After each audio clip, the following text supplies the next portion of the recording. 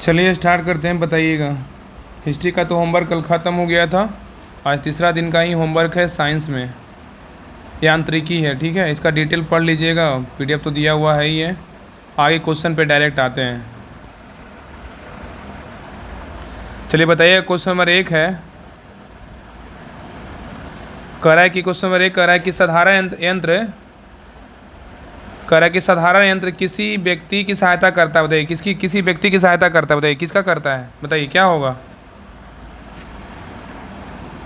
साधारण यंत्र किसी व्यक्ति की सहायता करता है। बताइए किसका करता है, बताइए किसमें करता है। कम बल का प्रयोग करके भी उतनी ही मात्रा में काम करने तो एक का सही उत्तर हो जाएगा कम बल का प्रयोग करके उतनी ही मात्रा काम करने में, ठीक है। तो कह रहा है कि साधारण यंत्र किसी व्यक्ति की सहायता करता है तो कम बल का प्रयोग करके भी उतनी ही मात्रा में काम करने में, ठीक है, याद रखिएगा। चलिए आगे आइए। देखिए कर इसका डिटेल देकर रहा है कि साधारण यंत्र किसी व्यक्ति द्वारा कम बल का प्रयोग करके उतनी ही मात्रा में जो है ना काम करने में सहायता करता है। चलिए क्वेश्चन वही 2 पे करा है, एक व्यक्ति एक संवेदनशील मतलब सेंसिटिव तराजू पर खड़ा है। बहुत बार ये क्वेश्चन देखने को मिलता है। तो कह रहा है कि एक व्यक्ति एक संवेदनशील तराजू पर खड़ा है, यदि वह गहरी सांस अंदर लेता है तो तराजू की रीडिंग क्या होगी, बताइए। तो तराजू का रीडिंग जो होगा ना क्या होगा, तो बढ़ जाएगा। तो कह रहा है कि एक व्यक्ति एक संवेदनशील तराजू पर खड़ा है, यदि वह गहरी सांस अंदर लेता है तो तराजू की रीडिंग क्या होगा, तो बढ़ जाएगा, ठीक है, बढ़ जाएगा। तो कह रहा है कि व्यक्ति के गहरी सांस लेने में तराजू की रीडिंग बढ़ेगी, अर्थात तराजू द्वारा व्यक्ति का वजन अधिक दर्शाया जाएगा। और 1 लीटर वायु में 1.225 ग्राम वजनी होती है, अतः 1 लीटर वायु अंदर खींचने पर व्यक्ति का वजन जो है ना 1.225 ग्राम बढ़ जाएगा, हालांकि व्यक्ति घनत्व में कमी दर्ज होगी। चलिए क्वेश्चन नंबर आइए 3 पे कह रहा है कि निम्नलिखित में से कौन सी राशि जो है ना सदिश नहीं है, बताइए। इसमें कौन सी राशि जो है सदिश नहीं है, बताइए। तो आयतन जो है ना क्या है, अदिश राशि है, लेकिन विस्थापन, वेग और बल क्या है, तो सदिश राशि है, याद रखिएगा। तो कह रहा है तो वे राशियाँ जिनको व्यक्त करने के लिए जो है ना दिशा एवं परिणाम दोनों की आवश्यकता होती है उसे सदिश राशियाँ कहलाती है। जिन राशियों को व्यक्त करने के लिए केवल परिणाम की आवश्यकता होती है, दिशा की नहीं, उन्हें अदिश राशियाँ कहते हैं। अतः बल, वेग, विस्थापन, त्वरण, संवेग, आवेग आदि क्या है, तो सदिश राशियाँ हैं। तो बल, वेग, विस्थापन, त्वरण, संवेग, आवेग जो क्या है, सदिश राशियाँ हैं, जबकि आयतन बोलेगा तो अदिश राशियाँ हैं। चलिए क्वेश्चन नंबर 4 पे कह रहा है कि निम्नलिखित में से कौन सी सदिश राशि है, बताइए कौन है। हाँ तो याद रखना कि कह रहा है कि इनमें से कौन सी सदिश राशि है, तो विस्थापन सदिश राशि है, ठीक है। चलिए क्वेश्चन नंबर 5 पे कह रहा है इनमें से कौन सी सदिश राशि नहीं है, बताइए। गति नहीं है, गति अदिश है, चाल। हाँ तो कह रहा है कि निम्न में से कौन सी सदिश राशि नहीं है, तो गति जो है ना सदिश राशि नहीं है, लेकिन वेग, बल, आघूर्ण, विस्थापन ये सब क्या है, तो सदिश राशियाँ हैं। तो वे कह रहा है कि वे राशियाँ जिनको व्यक्त करने के लिए दिशा एवं परिणाम दोनों की आवश्यकता होती है वो सदिश राशियाँ कहलाती है। और उदाहरण में क्या है, तो बल, वेग, विस्थापन, त्वरण, संवेग आदि जिन राशियों का व्यक्त करने के लिए केवल परिणाम की आवश्यकता होती है, दिशा की नहीं, उन्हें अदिश राशियाँ कहते हैं। उदाहरण में क्या है कि आयतन, दाब, चाल, दूरी आदि क्या है, तो ये सब क्या है, तो अदिश राशियाँ हैं, ठीक है, याद रखिएगा।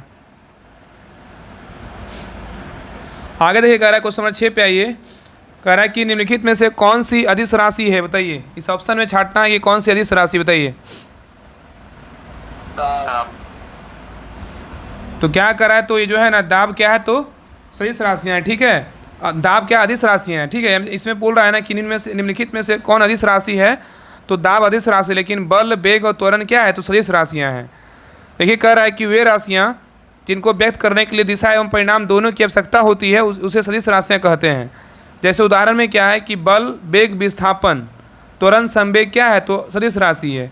बल, वेग, विस्थापन, त्वरण, संवेग क्या है, सदिश राशि है। और जिन राशियों को व्यक्त करने के लिए केवल परिणाम की आवश्यकता होती, दिशा की नहीं होती है, उसे क्या कहेंगे, अदिश राशि कहेंगे। उदाहरण में क्या है, आयतन, दाब, चाल, दूरी क्या है, ये सब अदिश राशियाँ, लेकिन वेग, विस्थापन, त्वरण, संवेग क्या है, तो सदिश राशियाँ हैं, ठीक है, याद रखिएगा। चलिए आगे ये कह रहा है क्वेश्चन नंबर 7 कह रहा है कि निम्नलिखित में से कौन सी एक सदिश राशि है, बताइए कौन है, बताइए। तो संवेग जो है ना स से संवेग स से सदिश राशि है, ठीक है, जिसमें वह लगा रहता है उससे सदिश राशियाँ अधिकतर सदिश राशियाँ होता है, ठीक है। तो कह रहा है कि निम्नलिखित में से कौन सी एक सदिश राशि है, तो संवेग सदिश राशि है, लेकिन दाब ऊर्जा कार्य क्या है, तो अदिश राशि है। आगे कह रहा है क्वेश्चन 8 कह रहा है कि पदार्थ के संवेग और वेग के अनुपात में कौन सी भौतिक राशि प्राप्त होती है, बताइए। तो कह रहा है कि पदार्थ के संवेग और वेग के अनुपात में कौन सी भौतिक राशि प्राप्त की जाती है, तो द्रव्यमान प्राप्त की जाती है। तो कह रहा है किसी वस्तु के द्रव्यमान तथा वेग के गुणनफल को वस्तु का संवेग कहते हैं। तो कह रहा है किसी वस्तु के द्रव्यमान तथा वेग के गुणनफल को क्या कहते हैं, संवेग कहते हैं। और संवेग बराबर जो होता है ना द्रव्यमान गुना वेग होता है, और इसलिए द्रव्यमान बराबर क्या कहेंगे, संवेग बटा वेग कहेंगे, ठीक है।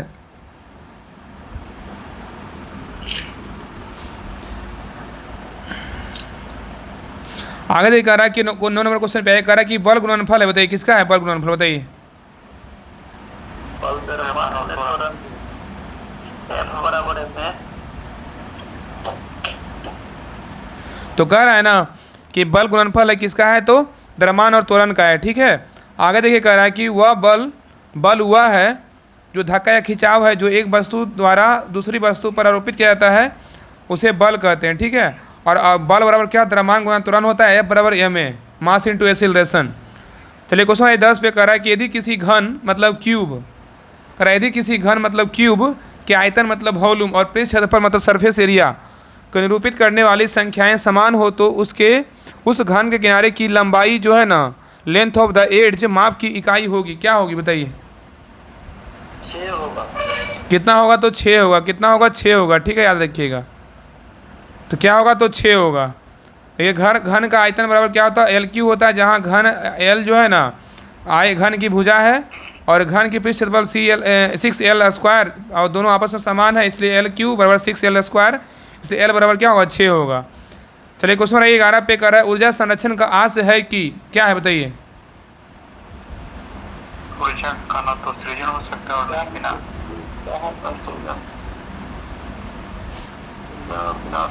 तो कह रहे हैं ऊर्जा संरक्षण का जो आस है ना वो क्या है, तो ऊर्जा का ना तो सृजन हो सकता है ना ही विनाश होता है, ठीक है। देखिए कह रहा है कि ऊर्जा संरक्षण के मूल सिद्धांत के अनुसार ऊर्जा ना तो सृजन हो सकता है और ना ही विनाश हो सकता है, ठीक है, याद रखिएगा। चलिए क्वेश्चन 12 पे कह रहा है कि हमारे द्वारा उपयोग किए जाने वाले ऊर्जा के अधिकांश स्रोत संग्रहित और सौर ऊर्जा का प्रतिनिधित्व करते हैं, निम्नलिखित में से कौन सा अंततः सूर्य की ऊर्जा से व्युत्पन्न नहीं होता है, बताइए क्या होगा। तो नाभिकीय ऊर्जा नहीं होता है, भूतापीय ऊर्जा नहीं होता, लेकिन बायोमास ऊर्जा होता है, पवन ऊर्जा होता है।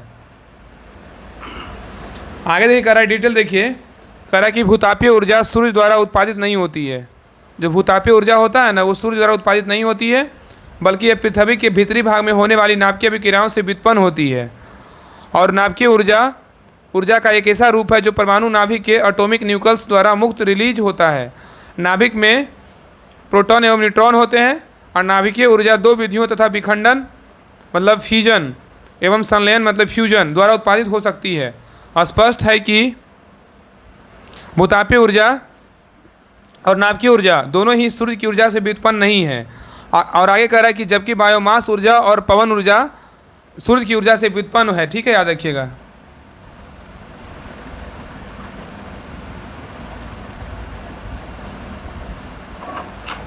चलिए आगे देखिए।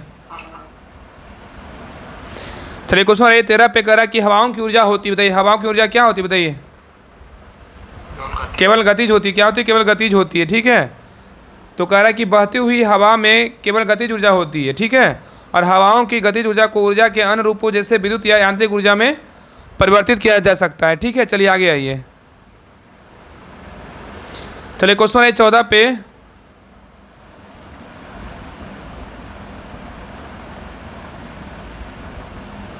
कह रहा है कि वायु शक्ति मतलब विंड पावर में ऊर्जा का कौन सा रूप विद्युत ऊर्जा में परिवर्तित होता है, बताइए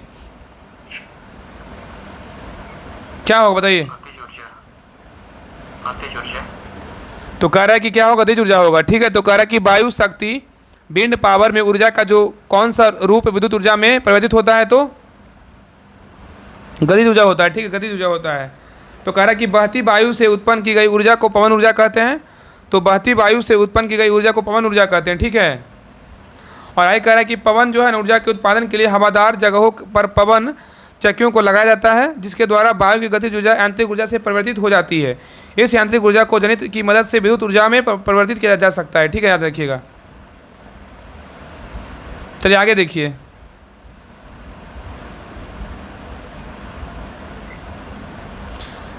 क्वेश्चन नंबर 15 पे कह रहा है कि निम्नलिखित में से किस ऊर्जा परिवर्तन में घर्षण बल शामिल होता है? बताइए क्या होगा। कह रहा है ना कि निम्नलिखित में से, क्वेश्चन नंबर 15 पे तो कह रहा है कि निम्नलिखित में से किस ऊर्जा परिवर्तन में घर्षण बल शामिल होता है? तो गतिज ऊर्जा से उष्मा ऊर्जा। ठीक है, याद रखिएगा।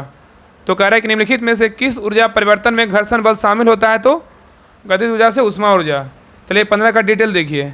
कह रहा है कि घर्षण बल जो है ना, मतलब फ्रिक्शन फोर्स स्थिर स्थिति के साथ साथ गतिमान स्थिति में भी लागू होता है, और घर्षण से संबंधित गुणांक को स्थैतिक गुणांक मतलब स्टैटिक कोफिशिएंट और गतिशील गुणांक को डायनेमिक कोफिशिएंट कहा जाता है, जबकि स्थिर स्थिति में कोई विस्थापन नहीं होता है, अर्थात कोई कार्य नहीं किया जाता है, और इसलिए कोई ऊर्जा रूपांतरण मतलब एनर्जी कन्वर्जन नहीं होता है।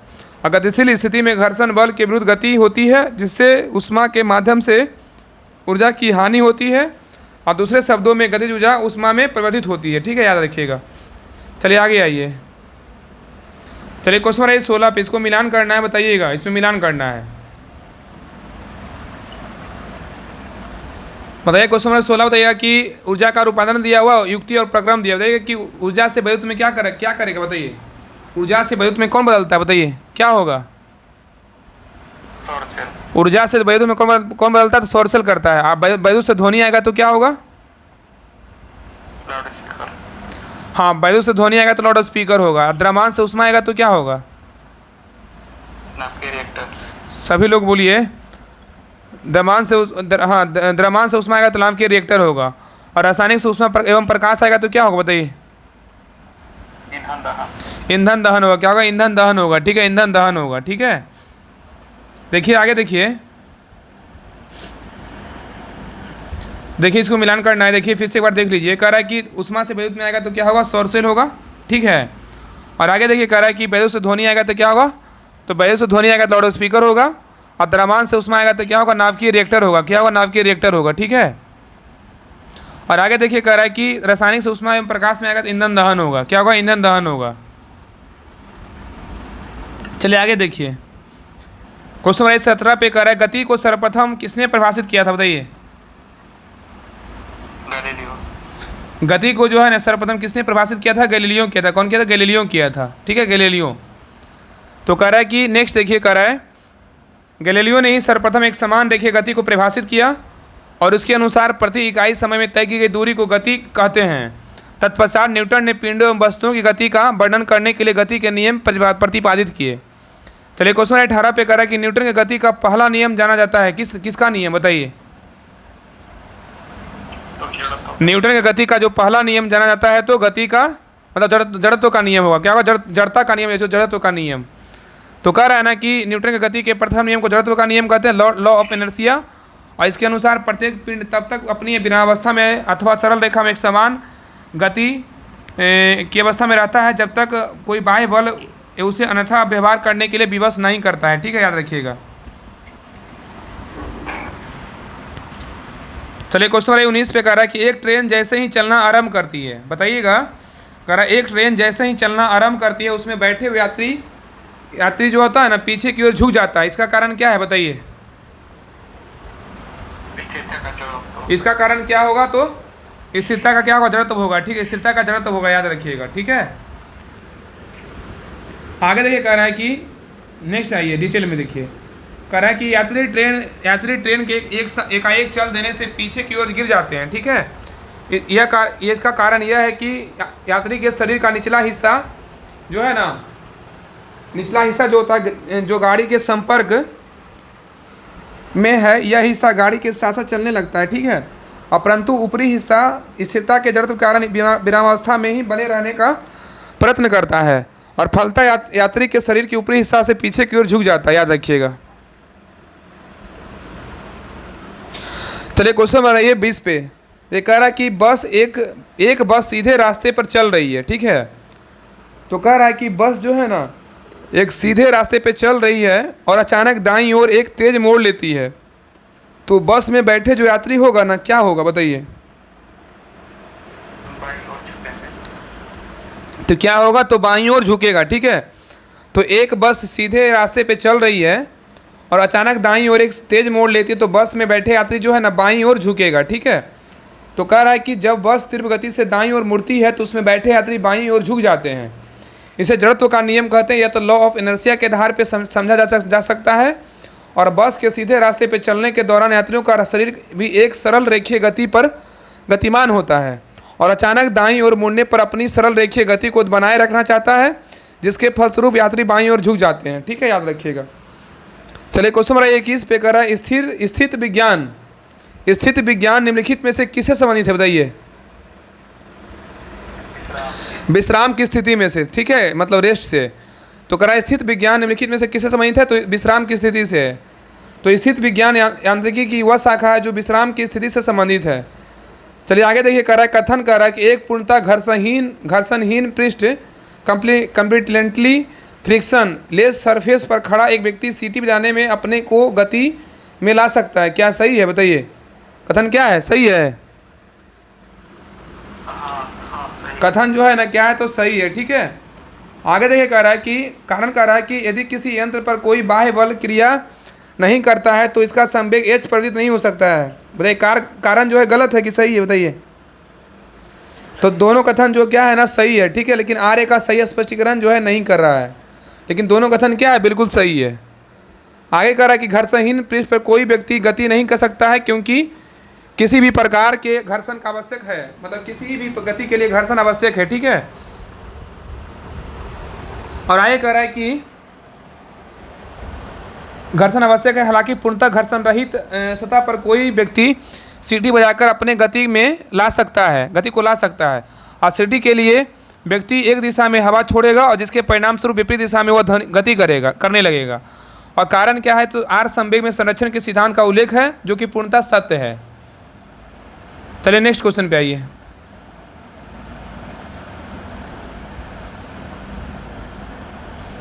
चलिए क्वेश्चन नंबर 23 पे कह रहा है कि सड़क पर चलने की अपेक्षा बर्फ पर चलना कठिन है, क्योंकि क्या कारण है बताइए? बर्फ में सड़क की अपेक्षा घर्षण कम होता है। तो कह रहा है ना कि सड़क पर चलने की अपेक्षा बर्फ पर चलना कठिन होता है, क्योंकि क्या होता है? बर्फ पे सड़क की अपेक्षा घर्षण कम होता है। मतलब बर्फ में जो होता है ना सड़क की अपेक्षा क्या होता है? घर्षण कम होता है, याद रखिएगा। तो कह रहा है कि सड़क पर चलने में हमें आसानी इसलिए होती है क्योंकि पृथ्वी पर उसकी सतह खुरदरी होने के कारण घर्षण बल उत्पन्न होता है, और उसकी सतह खुरदरी होने के कारण ही हम उस पर पैर टिका कर पृथ्वी को पीछे ढकेलते हैं और न्यूटन के तृतीय नियम के अनुसार हम आगे बढ़ जाते हैं। इसके विपरीत बर्फ में सड़क की अपेक्षा घर्षण कम होने के कारण उस पर चलना सड़क पर चलने की तुलना में कठिन होता है। चलिए क्वेश्चन नंबर 24 पे कारण निम्न कथन पर तथा उससे निकाले गए निष्कर्ष पर विचार करिए और बताइए कि कौन सा निष्कर्ष सही है। बताइए क्या होगा? तो कथन कर रहा है ना, ये कथन कर रहा है कि भरी हुई गाड़ी को चलाने में उसे चलायमान रखने के लिए आवश्यक ताकत की अपेक्षा अधिक ताकत से धक्का देना पड़ता है। तो इसका निष्कर्ष कर रहा है क्या होगा? इसका जो सही उत्तर होगा ऑप्शन नंबर सी होगा। एक बार गाड़ी चल पड़ने के बाद घर्षण क्या होता है? तो कम होता है। चलिए आगे देखिए, कह रहा है कि भरी हुई गाड़ी को चलाने में उसमें चलायमान रखने की आवश्यकता आवश्यक बल से अपेक्षाकृत अधिक बल लगाना पड़ता है, क्योंकि एक बार गाड़ी चल देने के बाद घर्षण क्या होता है? तो कम होता है। चलिए आगे आइए, क्वेश्चन नंबर 25 कह रहा है कि फुटबॉल के खेल में एक गोलकीपर फुटबॉल को गोल में पकड़ने के बाद अपने हाथों को पीछे की ओर खींचता है। यह गोलकीपर को किस प्रकार सक्षम बनाता है? बताइए क्या होगा?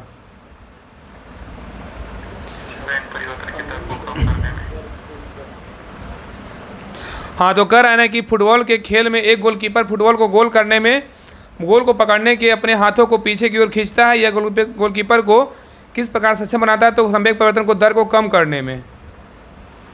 आगे आइए, देखिए भी हाल ही में जो 68वीं बीपीएससी में पूछा हुआ क्वेश्चन 2022 में, देखिए इसका डिटेल देखिए। कह रहा है कि फुटबॉल के खेल में एक गोलकीपर गोल में तेज गति से आ रही है और फुटबॉल को लपकते समय अपने हाथों को पीछे की ओर खींचता है। इस प्रकार गोलकीपर गेंद के वेग को शून्य करने में अधिक समय लगाता है। इस प्रकार फुटबॉल में संवेग परिवर्तन की दर rate of change of momentum कम हो जाती है। इस कारण तेज गति से आ रही फुटबॉल का प्रभाव हाथ पर कम पड़ता है। अगर फुटबॉल को अचानक रोका जाता है तो तीव्र गति से आ रही फुटबॉल का वेग बहुत कम समय में शून्य होता है और उस स्थिति में फुटबॉल में संवेग में परिवर्तन की दर अधिक होगी और उसे लिपकने में अधिक से अधिक बल लगाना होगा, जिससे गोलकीपर की हथेली में चोट लगने की आशंका जो है ना भी होती है। और यह अनुप्रयोग गति के द्वितीय नियम सेकेंड लॉ ऑफ मोशन पर आधारित है। चलिए क्वेश्चन आइए नेक्स्ट पे। 26वां क्वेश्चन कह रहा है कि प्रत्येक क्रिया के लिए एक समान और विपरीत प्रतिक्रिया होती है। यह नियम दिया था, बताइए किसने दिया था? न्यूटन ने। कौन दिया था? न्यूटन दिया था। ठीक है, तो कह रहा है ना कि प्रत्येक क्रिया के लिए एक समान और विपरीत प्रतिक्रिया होती है। यह नियम किसने दिया? तो न्यूटन दिया। कौन दिया? न्यूटन। तो कह रहा है कि प्रकृति में बल किसी भी अकेला नहीं पाया जाता है। दो पिंडों के बीच परस्पर आनयन क्रिया बल है और बल सदैव युगल में पाए जाते हैं, और साथ ही दो पिंडों के बीच परस्पर बल सदैव समान एवं विपरीत दिशा में होते हैं। और न्यूटन ने इस धारणा को गति के तृतीय नियम के रूप में व्यक्त किया, जो इस प्रकार है। अब प्रत्येक क्रिया की सदैव समान एवं विपरीत दिशा में प्रतिक्रिया होती है। चलिए क्वेश्चन नंबर 27 पे कह रहा है केंद्रमुखी बल किसके लिए जिम्मेदार है? बताइए। वस्तु को वृत्ताकार पथ पर गतिमान रखना। तो कह रहा है ना कि केंद्रमुखी बल किसके लिए जिम्मेदार है? तो वस्तु को वृत्ताकार पथ पर गतिमान रखना। तो कह रहा है कि एक समान वृत्तीय गति यूनिफॉर्म सर्कुलर मोशन में गति स्थिर होती है लेकिन दिशा बदलती है, और दिशा वेग बदलने के लिए जिस बल की आवश्यकता होती है उसे अभिकेंद्री बल कहते हैं। उदाहरण के लिए यदि किसी धागे से बंध हुए पत्थर को कोई व्यक्ति वृत्ताकार पथ पर घुमाता है तो धागे को छोड़ने से पहले पत्थर एक निश्चित चाल से वृत्ताकार पथ पर गति करता है तथा प्रत्येक बिंदु पर उसकी गति की दिशा बदलती है। दिशा के परिवर्तन के वेग में परिवर्तन यह त्वरण सम्मिलित है जिस बल के कारण यह त्वरण होता है, तथा जो पत्थर को वृत्ताकार पथ से गतिशील रखता है वह बल केंद्र की ओर लगता है। इस बल को अभिकेंद्र बल कहते हैं, मतलब सेंट्रीफ्यूगल फोर्स कहते हैं। इस बल की अनुपस्थिति में पत्थर एक सरल रेखा में मुक्त रूप से गतिशील हो जाता है। अब पृथ्वी के चारों ओर चंद्रमा की गति अभिकेंद्र बल के कारण पृथ्वी के आकर्षण बल के कारण ही मिल पाता है। यदि ऐसा कोई बल ना हो तो चंद्रमा एक समान गति से सरल रेखे पर पथ पर चलता रहेगा। चलिए क्वेश्चन नंबर 28 पे आइए। चलिए क्वेश्चन नंबर 28 कह रहा है कि एक प्रभावी कोरियोलिसिस बल किस कारण होता है? बताइए। एक प्रभावी जो कोरियोलिसिस बल होता है किस कारण होता है? तो क्या होगा? पृथ्वी का घूर्णन होगा। क्या होगा? पृथ्वी का घूर्णन होगा। ठीक है, तो कह रहा है कि वायुमंडलीय दाब में भिन्नता के कारण वायु गतिमान होती है। वायुमंडलीय दाब में भिन्नता कारण क्या होता है? वायु गतिमान होती है। इस क्षैतिज गति वायु को पवन कहते हैं। अब पवनें उच्च दाब से कम दाब की ओर प्रवाहित होती है। अब पृथ्वी का अपने अक्ष पर घूर्णन पवनों की दिशा को प्रभावित करता है और पृथ्वी के घूर्णन द्वारा लगने वाले बल को कोरियोलिसिस बल कहा जाता है।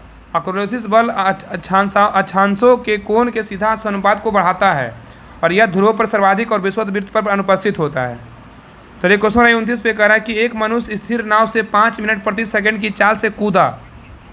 कह रहा है कि एक मनुष्य स्थिर नाव से 5 मीटर प्रति सेकंड की चाल से कूदा और नाव 0.5 मीटर प्रति सेकंड की चाल से खिसकी। बताएं कि नाव का द्रव्यमान मनुष्य के द्रव्यमान का कितना गुना है? बताइए। 10 गुना। कितना गुना है? तो 10 गुना है। कितना गुना? 10 गुना है। ठीक है, तो कह रहा है कि मानव व्यक्ति का द्रव्यमान यम तथा नाव का द्रव्यमान यन है, तो नाव प्लस व्यक्ति का कूदने के पूर्व संवेग 0 होगा और व्यक्ति के कूदने के उपरांत दोनों का संवेग यम गुना 5 माइनस यन गुना 0.5, इसलिए इसको निकाल कर ना जो है ना कहा था कि 10 आया है। ठीक है, याद रखिएगा, इसको बनाना है न्यूमेरिकल की तरह दिया हुआ है। चलिए आगे आइए। आगे कह रहा है कि एक ट्रक, एक कार और एक मोटरसाइकिल की गतिज ऊर्जाएं समान है। यदि समान अवरोधक बल लगाए जाए तो वे क्रमशः x, y और z की दूरी पर मतलब रुके तो क्या होगा? बताइए।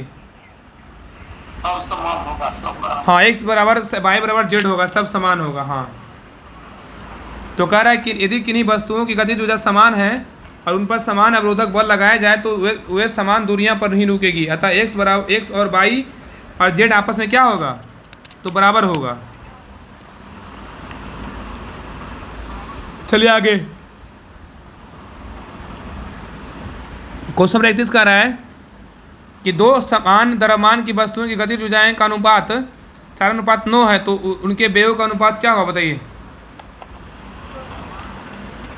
दो समान द्रव्यमान की वस्तुएं गतिज ऊर्जाओं का अनुपात 4:9 है, तो उनके वेगों का अनुपात क्या होगा बताइए। इसका अनुपात होगा √2 अनुपात सॉरी 2:3 होगा ना, सॉरी 2:3 होगा, ठीक है।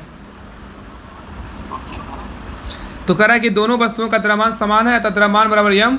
माना कि पहली वस्तु वेग v1 है, अब दूसरी वस्तु का वेग v2 है, इसलिए पहली वस्तु गतिज ऊर्जा वाला काइनेटिक एनर्जी बराबर बोलेगा तो m1/2 mv²1, और इसका तथा दूसरी वस्तु गतिज ऊर्जा बोलेगा तो m/2 mv²2 है। इसलिए फार्मूला पे बिठा के जो है ना इसका कितना आया तो 2:3 आया, ठीक है। चलिए आगे आइए। क्वेश्चन नंबर 32 पे कह रहा है कि साइकिल और कारों में बॉल बेयरिंग का प्रयोग होता है क्योंकि क्या क्या करने के लिए बताइए। पहिया और धुरी के बीच स्पर्श के प्रभावी क्षेत्र हट जाता है। हाँ, और पहिया और धुरी के बीच संपर्क का प्रभावी क्षेत्र पहिया और धुरी के बीच संपर्क का प्रभावी क्षेत्र घट जाता है। तो कह रहा है कि साइकिल और कारों में बॉल बेयरिंग का प्रयोग होता है क्योंकि पहिया और धुरी के बीच संपर्क का प्रभावी क्षेत्र क्या होता है, घट जाता है। चलिए आगे आइए। तो कह रहा है कि बॉल बेयरिंग के प्रयोग से पहिए और धुरी के बीच संस्पर्श का प्रभावी क्षेत्र घट जाता है, और संस्पर्श क्षेत्र घटने के घर्षण बल जो है ना कम लगता है, ठीक है। चलिए क्वेश्चन नंबर 33 पे कह रहा है कि बॉल बेयरिंग का उपयोग स्थैतिक घर्षण को निम्नलिखित में से किसमें परिवर्तन करने के लिए किया जाता है, बताइए क्या होगा। क्या होगा तो सर्पी घर्षण होगा। क्या होगा, सर्पी घर्षण, ठीक है, सर्पी घर्षण होगा, सर्पी घर्षण। सॉरी यहाँ पे क्या बोल रहा हूँ, यहाँ पे होलो, इसका आंसर ये होगा ना, रोलिंग घर्षण होगा, रोलिंग घर्षण होगा, सॉरी। यहाँ पे कह रहे हैं कि बॉल बेयरिंग का उपयोग स्थैतिक घर्षण को निम्नलिखित में से किसमें परिवर्तित करने के लिए किया जाता है, तो रोलिंग घर्षण होगा। चलिए आगे देखिए। तो कह रहा है कि जब एक वस्तु किसी दूसरी वस्तु के पृष्ठ मतलब सरफेस पर लुढ़कती है तो उसकी गति के प्रतिरोध को लोटनी घर्षण मतलब रोलिंग फ्रिक्शन कहते हैं, और लोटन घर्षण को कम कर देता है। किसी वस्तु को दूसरी वस्तु पर सरकने की तुलना में लोटन करना सदैव आसान होता है, और चूँकि लोटनी घर्षण सर्पी घर्षण जो है इससे कम होता है, इसलिए अधिकांश मशीन में घर्षण सरपन जो है ना को बॉल बेयरिंग मतलब के उपयोग द्वारा लोटन से प्रतिस्थापित किया जाता है, और छत के पंखों तथा साइकिलों में धुरी किया जाता है, और छत के पंखों तथा साइकिल को धुरी तथा नाभि के बीच बॉल बेयरिंग का प्रयोग इसके समान उदाहरण है, ठीक है, याद रखिएगा। चलिए क्वेश्चन 34 पे कह रहा है कि एक व्यक्ति कार में जो विराम में बैठा है और सड़क से कार के पहियों में से प्रत्येक पर प्रतिक्रिया आ रहा है, तो जब कार सीधी समतल सड़क पर चलेगी तो अग्र पहियों में प्रत्येक पर प्रतिक्रिया में क्या परिवर्तन आएगा, बताइए क्या होगा। तो इसका यह आर से क्या होगा, कम होगा, ठीक है। तो कह रहा है किसी वस्तु में गति घर्षण मतलब डायनेमिक अवलंब प्रतिक्रिया के समानुपाती तथा स्थैतिक घर्षण के क्या होता है, कम होता है। चलिए क्वेश्चन नंबर 25 पे कह रहा है कि तेल से अंशतः भरा हुआ तेल का एक टैंकर समतल सड़क पर आगे की ओर एक समान त्वरण से जा रहा है, तो तेल का मुक्त पृष्ठ क्या होगा, बताइए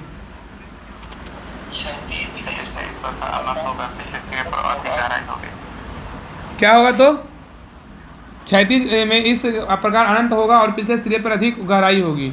तो कह रहा है कि तेल से अंशतः भरा हुआ तेल का एक टैंकर समतल सड़क पर आगे की ओर एक समान त्वरण से जा रहा है, तो तेल का मुक्त पृष्ठ क्या होगा, तो क्षैतिज में इस प्रकार अनंत होगा कि पिछले सिरे पर अधिक गहराई होगी, ठीक है। तो कह रहा है कि समतल सड़क पर समान त्वरण से गति करने के कारण टैंकर में उपस्थित तेल का मुक्त पृष्ठ क्षैतिज से इस प्रकार अनंत होगा कि पिछले सिरे पर अधिक गहराई होगी। चलिए क्वेश्चन 36 पे कह रहा है कि इनमें से कथन विचार कीजिए। इसमें एक तीक्ष्ण वृत्ताकार पथ पर तीव्र गति से जाता हुआ 4 पहियों वाला वाहन क्या होगा, बताइए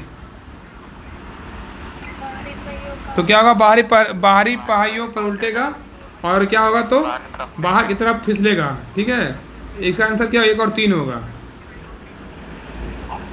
चलिए आगे आइए। चलिए क्वेश्चन 37 पे एक कर किसी बल्लेबाज द्वारा क्रिकेट की गेंद को मारने पर गेंद समतल जमीन पर लुढ़कती है, कुछ दूर लुढ़कने के पश्चात गेंद रुक जाती है, गेंद लुढ़कने के धीमी हो जाती है, क्यों का क्या कारण है, बताइए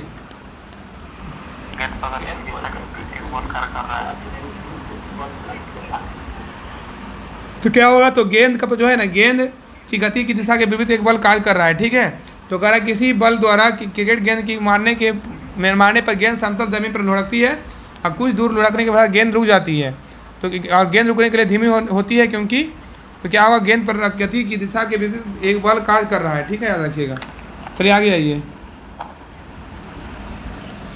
कह रहा है कि समतल जमीन एवं गेंद के मध्य उपस्थित घर्षण बल फ्रिक्शनल फोर्स जो है ना गेंद की गति की विपरीत दिशा में कार्य करता है, अतः गेंद कुछ दूर लगने के पश्चात रुक जाती है। ठीक है, याद रखिएगा। तो यार इसमें क्वेश्चन बताइएगा कि त्वरण ज्ञात करने के लिए सही सूत्र कौन सा है, बताइए। A बराबर V minus U by T. तो इसका सही उत्तर होगा ए बराबर भी माइनस यू बाई टी होगा। त्वरण ज्ञात करने के लिए सही सूत्र क्या होगा, ए बराबर भी माइनस यू बाई टी होगा। ठीक है, चलिए आगे आइए।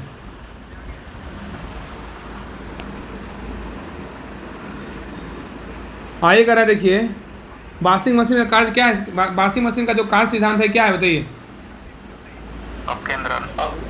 अपकेंद्रन है क्या, अपकेंद्रन। तो कह रहा है वॉशिंग मशीन का कार्य सिद्धांत क्या है, तो अपकेंद्रन है। तो कह रहा है वह प्रतिक्रिया जो बल जो परिणाम पे अभिकेंद्री बल के बराबर होता है, परंतु जिसकी दिशा अभिकेंद्री बल के विपरीत अर्थात जो है ना केंद्र से बाहर की ओर होती है, अपकेंद्रीय बल सेंट्रीफ्यूगल फोर्स कहलाता है। कपड़ा साफ करने की मशीन, दूध से मक्खन निकालने की मशीन आदि अपकेंद्री बल के सिद्धांत पे क्या है, काम करता है। चलिए आगे आइए।